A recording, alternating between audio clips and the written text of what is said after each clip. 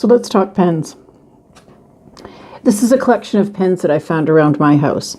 I have a Sharpie here, definitely not for journaling. It might be good for the titles though on the book.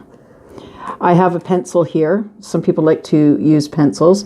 Problem with pencils is that they might fade, they might not be dark enough, and over the years they might fade, making your story unreadable.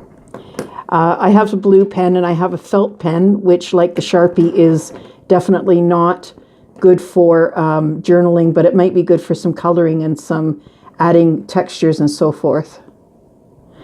I also have some ballpoint pens and some gel pens here. These are not pens that I would use for journaling. There's nothing wrong with them, and you're definitely welcome to use them if you like, but there are some differences in pens. The problem with these pens is that they're probably not meant for journaling, and they're going to bleed through the pages. So I've decided to eliminate these types of pens. Next, we'll get on to our gel pens, and our gel pens are great pens. These are nice and soft. They're nice soft tips. They have vibrant colors. They leave a nice crisp look to the page. I don't use them actually for writing my journal, but I do use them for going back and fancying up my journal after it's done. So this is not a pen that I would actually use for the actual writing processes itself, but it's great to color it up.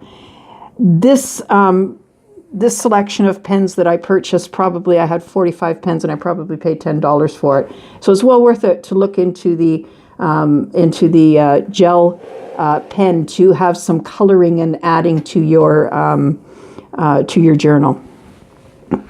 Next, we have colored pencils. Don't overlook pencils. We don't have to use pens.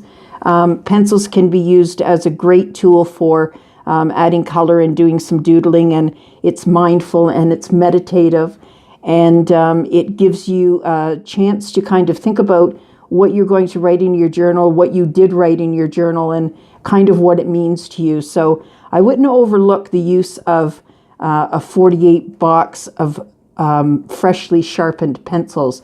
And I think most people my age would actually love this, because coloring was one of the great things that we did as kids, and we kind of left it to the wayside. So this is a great thing to do for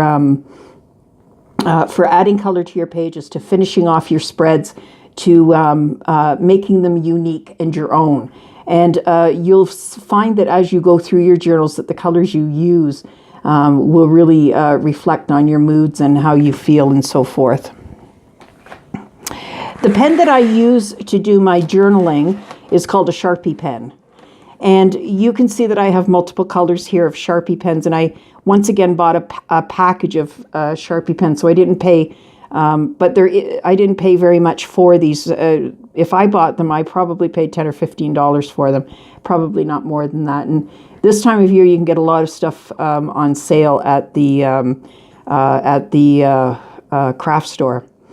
But I do like a Sharpie pen, and I buy my pen separate. I buy a separate Sharpie pen, and I'm not promoting Sharpie because I don't get anything for this, but a Sharpie pen comes very fine, and I prefer a black. So that's how I do my journals, and you'll see as I start to show you my journals that a lot of my journals are done in one pen.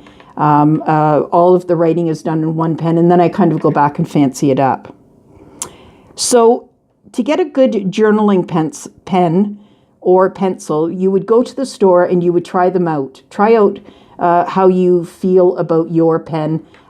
What kind of tip do you like? Is it a vibrant color? Does it skip? Is it feel good on the paper?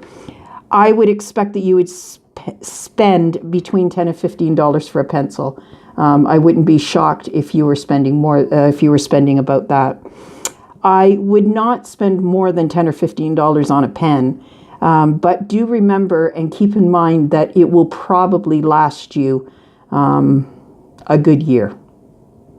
So that's my take on pens. Regardless of what pen you want, pick one that you are in love with and that you feel good about, so that when you're doing your journal, your pen will become an integral part of it.